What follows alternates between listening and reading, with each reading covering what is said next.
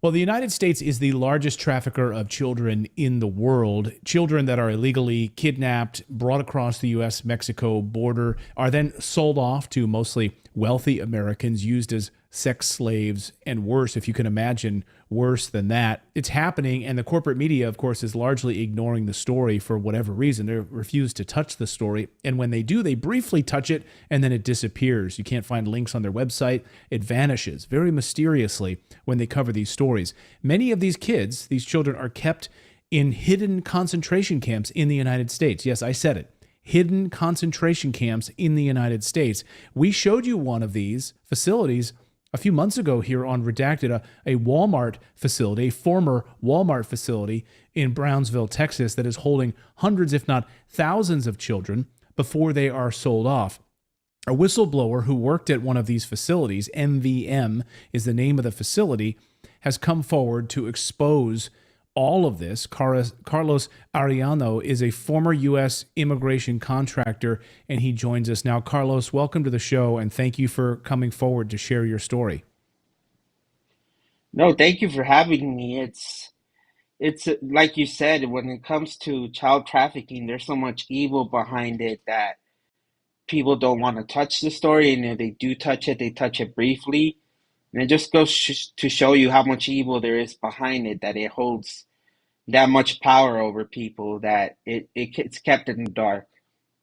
And hopefully we can expose this story. We can shine a light on it today. So anyone watching this, hopefully you can share this story out, share it with people who can spread it around to try to put an end to this awful, awful crime against humanity that's happening in the United States and around the world. So, Carlos, before we dive into some more specifics of this, can you just give us, our audience, a background as to what exactly you did working as an immigration contractor and this company? Is it a government company relationship as a U.S. government contractor, or was it separate from the U.S. government?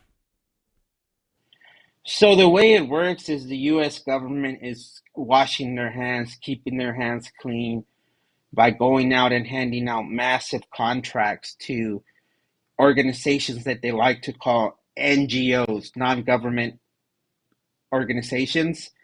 And these NGOs, they will get contracts for food services, for laundry services, for educational services for the illegal immigrants. Everything under the sun that you can think of, everything that we have to pay for, they will hand out $100 million contracts to give these services for free to the illegal immigrants. And the company that I work for specifically, their job is they hold the largest contract to move children around the United States of America. So my job was to move children from point A to point B. And my job was to pick children up at the border and then move them to their sponsors. I've been to every state that you could name. I've been there. I've been to North Dakota, Vermont, Florida, dropping kids off, all of them. And New York City and Florida, the most popular ones.